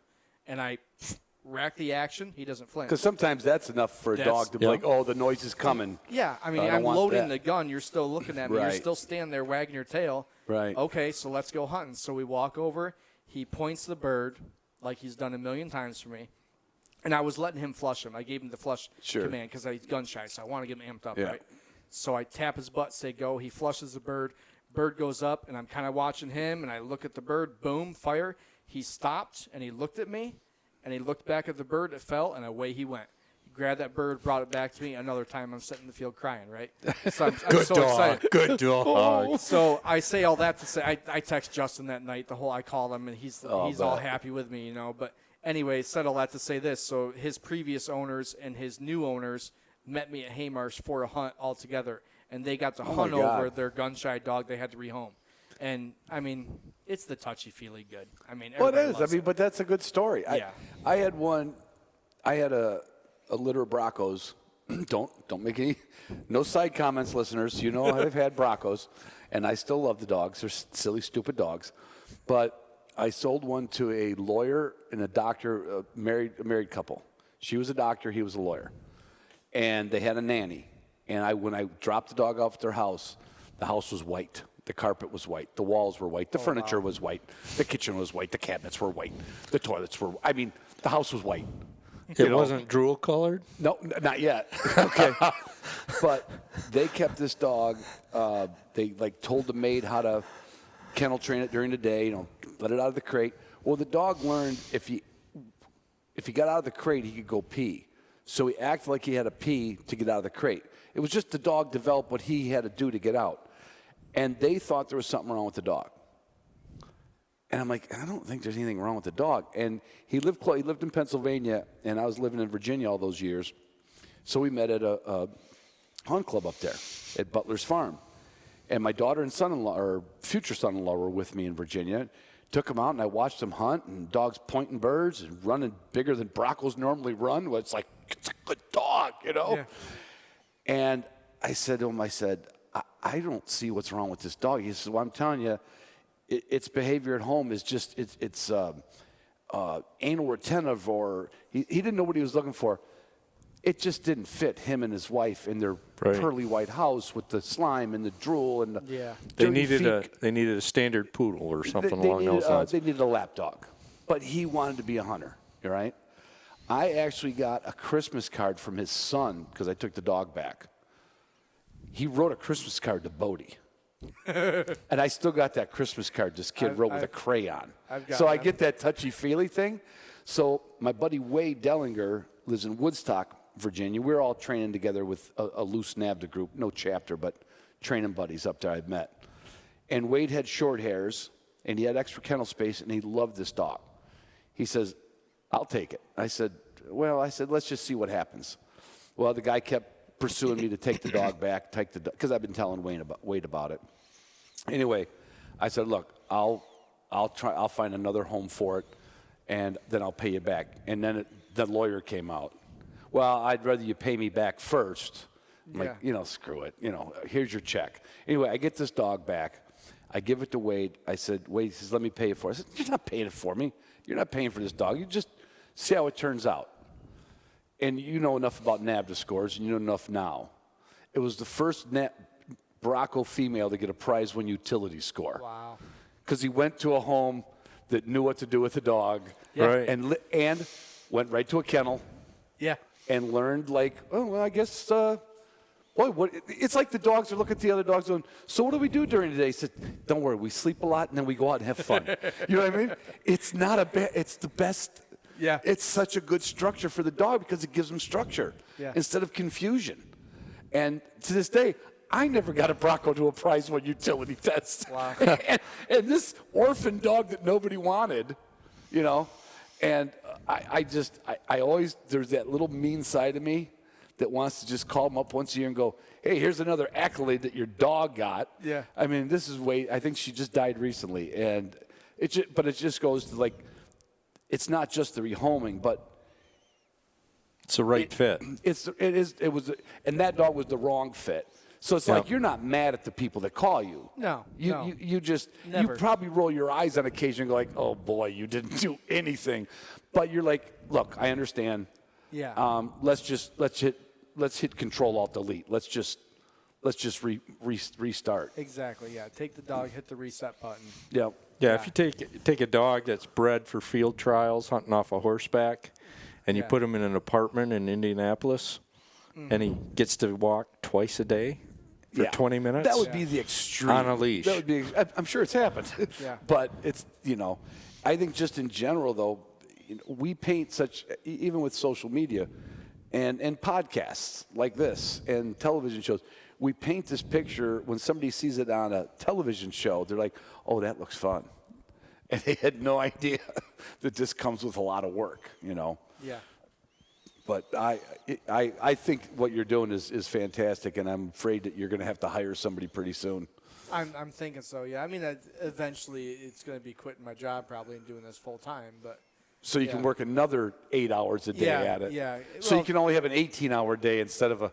Well, imagine what you can get done in a full day of training dogs. I mean, right now I've got 3 hours a night. I get to run maybe 2 dogs a night, depending on how they do. I mean, you and Justin talk about it all the time. You get that. I've had a dog for 2 weeks now. Her name's Annie. She's an amazing female short-haired, gorgeous dog from good bloodlines, and she hasn't pointed really solid.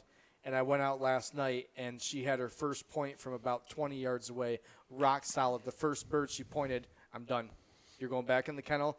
You did great. I'm not going to screw it up. We're done for the night. End on a high note. Let's go back to the kennel. But you can't wait till tomorrow. But I can't wait till tomorrow. Yeah. So, Randy, what are you thinking about your next setter? Are you going to be? I'm limited. I've got my last 2, Ron. I've been told. You got your last 2? Has your wife met Murphy? No, but she's seen a lot of pictures and video. Yeah. We could probably open up a spot over here, over at the old Dance and Duke Kennels, Randy. You could come. Of course, Randy would rather have him in bed with him, Well, yeah, I'm 64, retired, and, one leg and all of the above. I have 2 dogs, and I hunt them a lot, and it's enough. But you know what I could also see? Because I know, Randy, you have I would put you in a category of compassionate. You're a compassionate person. Thank you. Well, I mean, you really are. I mean, why you hung around or ever liked me, I don't know. 'Cause we're as different as night and day, but we love one thing a lot. We like laughing, and we like dogs. Yes, we do. I could see you saying, "Hey, Mike, I'm retired. I'll go pick that dog up." Just to be involved, you know what I mean? Because like someone's going to be happy at the end of this little journey. He hasn't offered. Oh, he will after this podcast. I've got a guy named David that I guarantee he's put 1,000 miles on his car in the last year for me. Just shuttling. Driving. He drove down to Fort Wayne, Indiana to get Murphy for me one day. Because I'm too busy. Between my day job and the kids and things get done at home. My wife's got the honey to-do list. I don't have time to drive around the country getting dogs. Right. So people do it for me. But that network you built with that waking up at 2 a.m, build a website, build a Facebook page. Have you even built a website, or do you just say, screw it, I just need Facebook is good enough? I don't need one now. I mean, I've got enough business as it is, the way it is. Facebook and Instagram is basically. Yeah, got a TikTok, that's all. Yeah. His problem is he's too good of a answer to a question that people have. What do I do with this bird dog? Yeah. And this podcast, I've spoke to him. He was at Pheasant Fest this year. So I met him over there. He took his wife. He's got a great wife. Has anybody said that? I think we mentioned it. Saint. She's walking around. She's walking around Pheasant Fest with him, and I look at her and I go, Mike was off talking to somebody about some dog or something, and I just went over and I says, "You're a great wife. I hope he knows that." And she just smiles and goes, "I think he does." Yeah, she was 4 months pregnant, walking around Pheasant Fest. Yep. Yeah. And so. Mike, I don't want to say luck. I'll do what I can on my side, if not to direct dogs towards you, because you got enough of that. You got any open kennels? I got those kennel panels we'll talk about outside. I'm going to call Gunner Kennel, see if they can get any scratch and dents for you. Would be you awesome. could always use some kennels. Oh, heck yeah. Because we know I will say this is an unabashed commercial for Gunner Kennels. You put a young dog in there that's never been in a kennel and you lock the top and bottom and the door, there's no give. Yeah, they're not getting that. And because if a dog has just a little purchase on a door that's not been crate trained, they're like, well, that's where I'm going to keep working. Yeah, there's the weakness. There's the weak spot. You know that the timber dog we were talking about? Yeah. I made him a 3/4-inch plywood kennel. I had to make myself out of deck screws, and I had to put everything on the outside of the framing so he wouldn't grab it. Right. Because I went through at least 5 kennels with him. Wire kennels, plastic kennels. Oh, yeah. He'd break out of them. Is he the one that went through the chain link? He's the one that went through the chain link. He dug a 4-foot trench underneath my pole barn. I went to work at 5 a.m. in the morning, and I fed him when I left to go to work. Yeah. Somebody called me at 2 p.m. that day while I was at work and told me they had my dog named Timber. I said, what do you mean? Where are you at? They were 26 miles away from my house. No. In 7 hours, he dug a 4-foot trench under my pole barn, slab cement, dug his way out, and went 26 miles in 7 hours. It's like that movie Stalag 17 where Steve McQueen got out and got on the motorcycle and went 20 miles away. Thank you for not putting that dog down. Yeah, he's Because nuts. that would take most people over the edge. It would, yeah. Yeah. Mike, that's fantastic. But I want to say something else, please too. do. Please do. The bird dog. I'm just going to grab a beer. Right, the This one bird- went down like water. Imagine that. Do you need one? No, I'm good. I haven't drank that much yet. The bird dog community, as far as that's the one thing that I never saw happen, right? So Pike Gear, Collar Clinic, Field Armor, all these guys that have got behind me and sponsored me and said, "Hey, we got your back." Never in a million years saw that coming. Yeah. You know, you got all the touchy-feely people on Facebook, but the bird dog community, and I've had quite a few guys in the bird dog community that are high up, big-time hunters. I've got a dog right now from one of those guys, and he said, Mike, the dog's not working out for me. I've got room for 6 dogs, and he's on the roster, but he's not working out. Can you find him a good home? And these guys trust me. I meet them all the time. They know who I am. Yeah. And that's been a huge blessing, having the backing of the actual bird dog community, not just Sally Jane on Facebook that thinks it feels good. Because you're getting them out of a bad spot. Right, yeah. But the community's like, you're doing. Oh, yeah. You're doing a. Yeah. I'm telling you, you need to. I know you don't have time, Randy, and you say you didn't watch TV as a kid like I did. I need you to find the movie called Boys Town. Okay, it was made in the 40s. Wow. And all those kids got sent out to Nebraska, and Father Flanagan fixed them up and found homes for them. So you are officially, you might be second chance bird dog. You're second chance bird dogs, but you're also the subtitle is Father Flanagan. Okay. Yeah. Father Michael. Father Michael Flanagan. Cassie. Well, that's a great. We're going to have to end this here at some point. I don't know when you got to get going, but I've got all night. well, that could be a problem. Yeah. We've got to put Ron to bed early, Oh, so that's true. you can't go all night anymore. I used to be able to go all night. No, Mike, it's really cool, and I'm embarrassed that it took so long to get together. I think the first time I met you, were just starting off with it. Last year we met at Haymarsh, and that was just for the Michigan Upland Bird Hunting get together. Yeah. I had just started Second Chance Bird Right, Dogs. and somebody told me about it. Yeah. Oh, that's kind of cool. It was a baby But this thing thing is real. This Yeah. thing is as real as it can get. Yeah, his biggest problem is he's got too much potential and not enough resources. Right.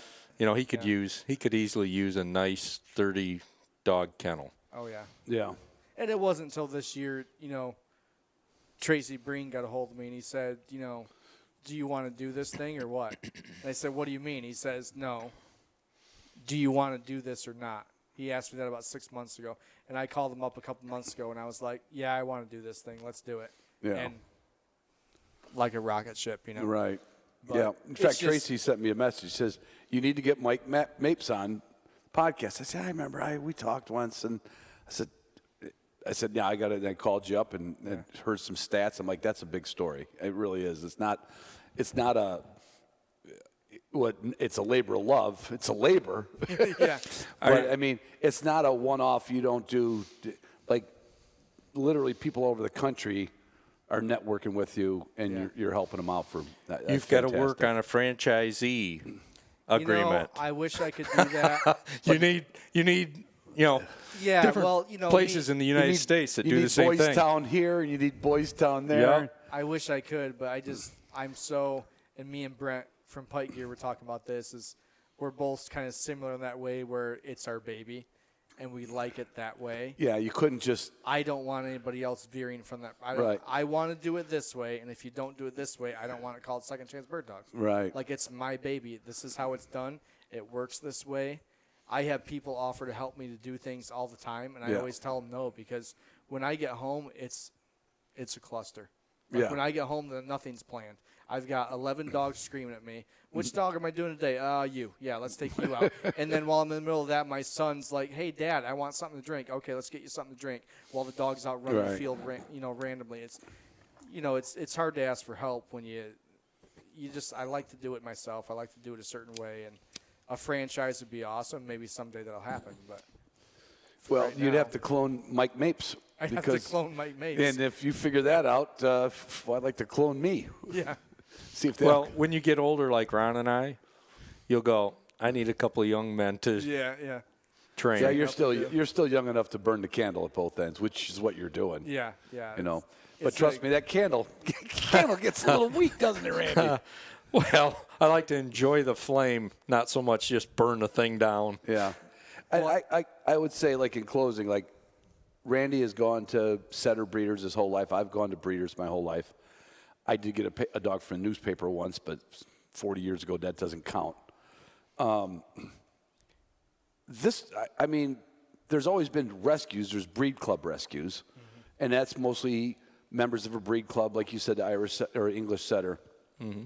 They might say, Randy, can you hold this dog until we find a home for it? But that's just being a finger in a dike. That's not really. It's helping. That's not changing things. It's not changing anything. It's just like, yeah, I'll help. And then they find somebody else, and then the dog is the same dog it was when it was at home A. Yeah. Now it's at home C. Have you ever done any work, Randy, with any of the setter rescues, or you just follow them on? I had, when I got my last pup, okay, he had so much gunpowder in his veins. He was a very hard pup. This is the one you brought out to the grounds? Out to the grounds. Oh, my God. You should see him now. He is a great bird dog. He should be called Second Chance Setter. No. No, Mike, this dog he had a long leash, long check cord on, and it literally wrapped around his leg and legs. I'm like, he's going to kill you, Randy. Well, the thing was, I was trying to revive my old dog by getting a pup. Yeah. And the English setters that I like, you're usually on at least a year wait list, maybe 2. And so I asked a breeder to help me find a dog. You know who I am. I need a dog. I need a dog. I need a dog. Well, that's not a good situation when you say, I need a dog. Yeah. But my older dog was dying in front of my eyes because I had another older dog that had passed, and within a month, my younger dog, which is now my older dog, was just dwindling. I go, I got to get another dog in here. And so I went to a breeder that I trust, and she ended up referring me to a breeder in Wisconsin. Okay, great. And so you got gunpowder in this. So I went over there, and I took my one dog I had left, I took with, and I let my old dog pick my new dog out of this. There were 2 litters that were 2 days apart, I think it was. And so here's, 8 or 9 puppies not spoken for, and I let my old dog pick his new brother. So it's your old dog's fault, not yours. No, but what I'm saying is, it then he looked called like up Mike and says, "Hey, I did as much as I could, but I thought, okay, he's interacting with this dog, and the other dogs are off being puppies." So you figured there's a little something there. I thought, okay, because like when you look at a litter of puppies 8 weeks old, do you really know? No. You don't really know. And so I thought, okay, we'll give this a shot. Well, the thing I didn't see was he is the most prey-driven setter that I've had. And he will retrieve everything. I've watched him hit Ron, yes. You had to throw that one in there. Yeah, I know. I watched somebody put a pellet. I'm guiding with him. He's 2 years old, and I'm guiding with him. Yeah. He's a good dog. Yeah. And I couldn't ask for more now. But as a puppy, I'm not a hard-handed guy, right? That's why I have English setters. If I was a hard-handed guy, I could have German breeds and stuff like that. You know, Yeah. but because of that, when I got this English setter, he was a little bit too much. Yeah, he really was. I was like, oh my God. Yeah, This you is a saw lot it, of dogs. and I knew. Yeah. I thought someday Ron's going to see this dog turn out good. Yeah. So when are we going hunting, Ron? But See, I don't want to go because I'll be embarrassed. yeah. So I got a year-old dog now that I got from another breeder. So I have 2 dogs again. This nightmare of a puppy has turned into a great dog. He's 2 years old, and I'm guiding with both of them at Haymarsh. Yeah. So, And that kind of almost goes into, you've been around dogs enough.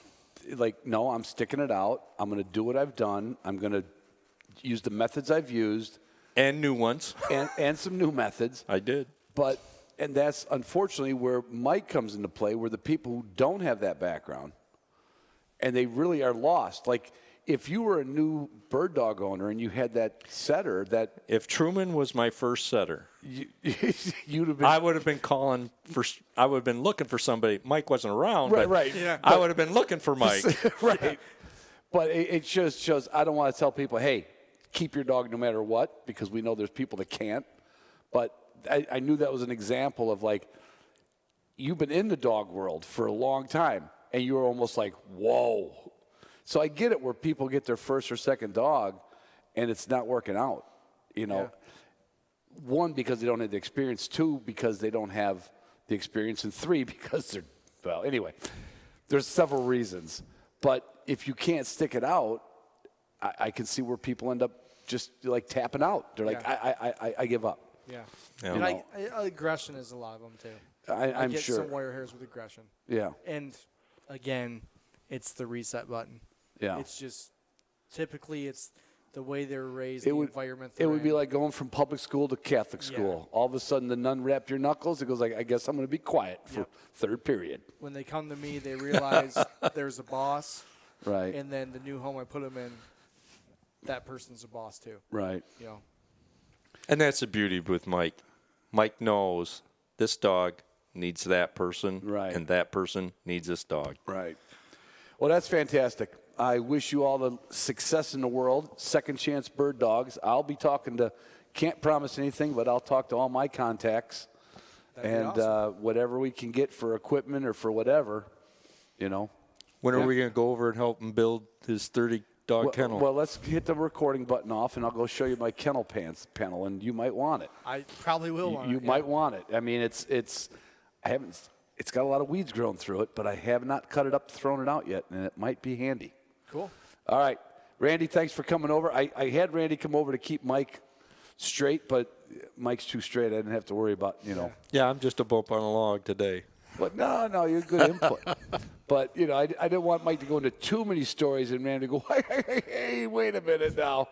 That one wasn't that good. I've been at Haymarsh with you before. Right. All right, love you guys, love you girls, love you dogs more.